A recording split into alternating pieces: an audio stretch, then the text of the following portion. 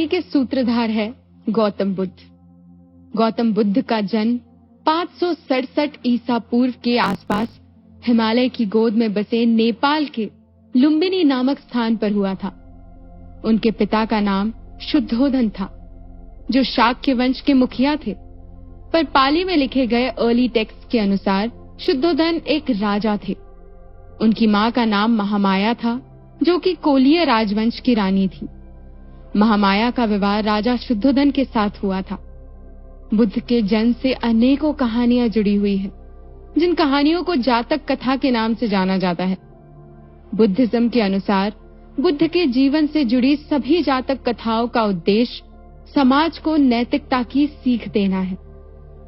जातक कथाओं के अनुसार भगवान के अनेक अवतारों में से एक अवतार भगवान गौतम बुद्ध भी थे।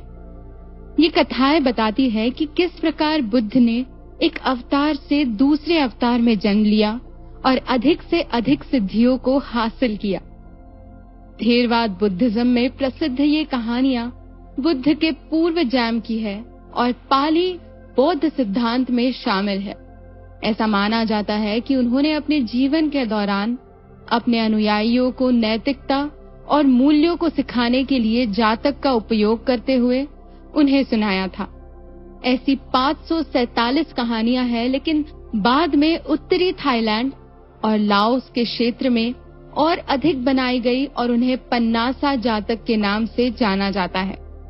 इतिहासकारों के अनुसार इन जातक कथाओं के स्पष्ट प्रमाण नहीं मिलते हैं।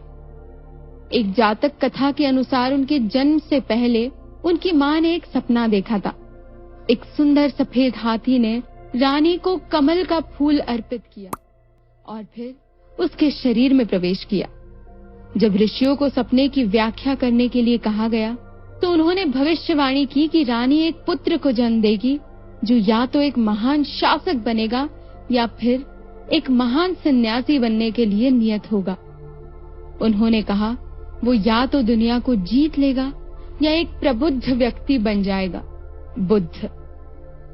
कुछ अन्य स्रोतों के अनुसार जब बुद्ध का जन्म हुआ, तो इस अवसर पर राजा शुद्धोधन ने एक समारोह का आयोजन किया। समारोह के दौरान शुद्धोधन ने राज्य के प्रमुख ज्योतिष को निमंत्रण दिया। ज्योतिष बुद्ध के शिशु रूप को देखकर मंत्रमुग्ध हो जाते। जब एक सबसे अनुभवी ज्योतिष ने बुद्ध के ग्रह नक्षत्र देखे, तो उन्होंने गणना करके बताया कि महाराज, शाक्य कुमार की दो ही गति है, या तो वो एक महान शासक बनेगा या फिर एक महान सन्यासी। वहां उपस्थित 8 में से 7 ज्योतिष ने इसी बात को दोहराया, पर उन सभी में सबसे युवा ज्योतिष और साधु दृष्टा कौंडिन्य ने कहा कि महाराज शाक्य कुमार की एक ही गति है, और साथ ही कहा, मैं राज्य के समस्त ज्योतिषों को चुनौती देता हूँ। इस शाक्य कुमार की एक ही गति है और ये निश्चित ही एक महान सन्यासी बनेगा, धर्म विजय करेगा। नामकरण समारोह में शिशु का नाम सिद्धार्थ दिया गया, जिसका अर्थ है वो जो सिद्धि प्राप्ति के लिए जन्मा हो। ऐसा जानकर राजा शुद्धोधन बहुत डर गए। उनका राजकुमार भला क्यों बनेगा एक सन्यासी? राजा का पुत्र है, राज करेगा, पूरे ब्रह्मांड में अपनी पताका फहराएगा। भला आज तक कभी ऐसा नहीं हुआ कि राजा का बेटा सन्यासी बन गया हो। राजमहल छोड़कर उसके सन्यासी बनने की कल्पना ने उन्हें भयभीत कर दिया था। इसलिए राजा शुद्धोधन ने बचपन से ही सिद्धार्थ के रहने के लिए भोग विलास और आनंद से भरे महलों का निर्माण करवा दिया था, जिससे कि उसका ध्यान सन्यास की तरफ कभी न जाए। कहानियों के अनुसार उनके रहने के लिए 3 अलग-अलग महलों का निर्माण किया गया था। एक महल गर्मियों के मौसम के लिए था, जिसमें सफेद कमल से भरा हुआ तालाब था, और सिद्धार्थ वहां गर्मियों के मौसम में रहा करते थे। दूसरा महल सर्दियों के मौसम के लिए था, जिसमें लाल कमल से भरा हुआ तालाब था, और तीसरा महल बरसात के मौसम के लिए था, जिसमें नीले कमल खिले रहते थे। राजकुमार के लिए ऐसी परिस्थितियों का निर्माण किया गया जिससे उस पर बाहरी जीवन की परछाई तक न पड़े।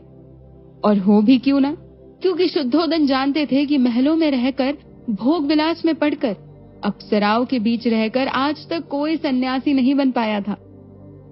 सिद्धार्थ के पैदा होने के 7 दिन बाद ही उनकी मां की मृत्यु हो गई थी, जिसके बाद उसका लालन पोषण महामाया की बहन महाप्रजापति गौतमी ने किया। सिद्धार्थ राजसी विलासिता में पले बड़े, बाहरी दुनिया से अनभिज्ञ, ब्राह्मणों द्वारा शिक्षा दी गई और तीरंदाजी, तलवारबाजी, कुश्ती, तैराकी और दौड़ने में प्रशिक्षित किए गए। जब सिद्धार्थ बड़े हुए तो उनका विवाह यशोधरा के साथ हुआ। सिद्धार्थ की पत्नी यशोधरा ने एक पुत्र को जन्म दिया, जिसका नाम राहुल रखा गया। विवाह के बाद सिद्धार्थ बाहरी दुनिया से अधिक ही दूर हो गए और राजा शुद्धोदन अब इस बात से स्वस्थ हो गए कि अब सिद्धार्थ का सन्यासी बनना असंभव है। और जैसा कि हम आज कह सकते हैं, उसके पास सब कुछ था, जिसके कारण उसका ध्यान बाहर की दुनिया में नहीं जाता। राजा शुद्धोदन उसके हर कार्य की जानकारी लिया करते और समाज की परछाई तक उस पर ना पड़ने देते।